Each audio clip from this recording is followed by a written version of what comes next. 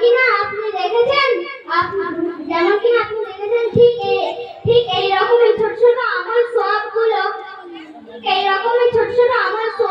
যেমন কিনা সালাম দেওয়া, সালামের উত্তর দেওয়া ওয়াজিব।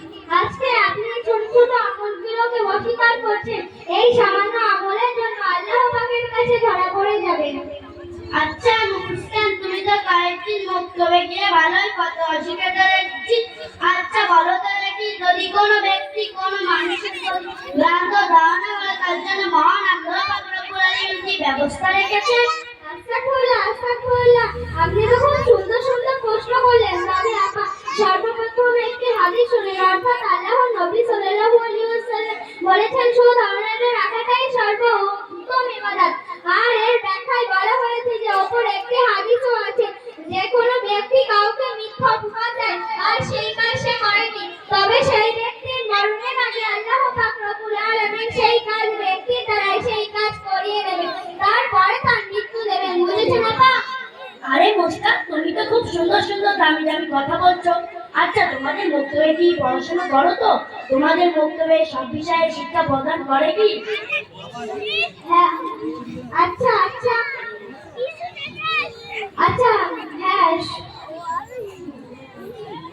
হ্যাঁ, সব ইসলামের ধর্ম হলো পূর্ণাঙ্গ ধর্ম। রান্নাঘর থেকে পার্লামেন্ট পর্যন্ত সমস্ত শিক্ষা মক্তবে শেখানো হয়। আচ্ছা মুস্কান, আমরা তো সবই জানি। আমরা যদি তোমাদের মক্তবে পড়তে যাই তাহলে আমাদেরকে কি কোন বিষয়ে শিক্ষা দেওয়া হবে? আচ্ছা আচ্ছা, তুমি তো সবই জানো দেখছি। তাহলে বলো তো দেখি, ওযু ফরজ কয়টি ও গোসল ফরজ কয়টি? এ তো সামান্য ব্যাপার, আমরা প্রায় দিন ইন্টারনেটে পড়ছি ওযুর ফরজ 18টি বা গোসলের ফরজ 7.5টি। আচ্ছা এবার বলো তো দেখি, গোসলের ফরজ কি কি? কেন, 1 নম্বরে পুকুরের মাঝখানে গা দেওয়া, 2 নম্বর চুল খুলে গা দেওয়া, 3 নম্বর সাবান মেখে গা দেওয়া, 4 নম্বর হাত গা ভালো করে ধোয়া, 5 নম্বর ফেসওয়াশ মাখা, 6 নম্বর বড় বড় নখ থাকলে ভালো করে ডলা বা ময়লা বার করা, 7 নম্বর 1 টাকা দামের শ্যাম্পু না হলে কমসে কম 50 পয়সার শ্যাম্পু। এই তো ব্যাস, এ আবার কোনো ব্যাপার হলো? আস্তাগফিরুল্লাহ, বয়সে 30 থেকে 35 হতে যায়, আর এখন কি না বলছেন? আরে ডাক্তার সাহেব, আপনি বলেন তো দেখি, ওযুর ফরজ কয়টি? আরে ওযুর ফরজ তো 18টি, কে না জানে? 1 নাকে পানি দেওয়া, 2 শীতকাল হলে গরম পানি দেওয়া, 3 গরমকাল হলে অনেকক্ষণ ধরে উযু করা, 4 অপরিষ্কার পানি দিয়ে উযু করা, এসব ইত্যাদি। অবশ্যই অবশ্যই অবশ্যই।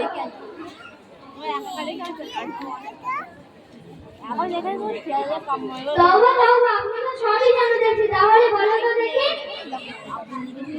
তওবা তওবা, আপনি তো খুব সবই জানেন। আপনি বলেন, আপনি MA BA BEd সব পাস করেছেন, আর আজ কিনা বলছেন ওযুর ফরজ 18টি?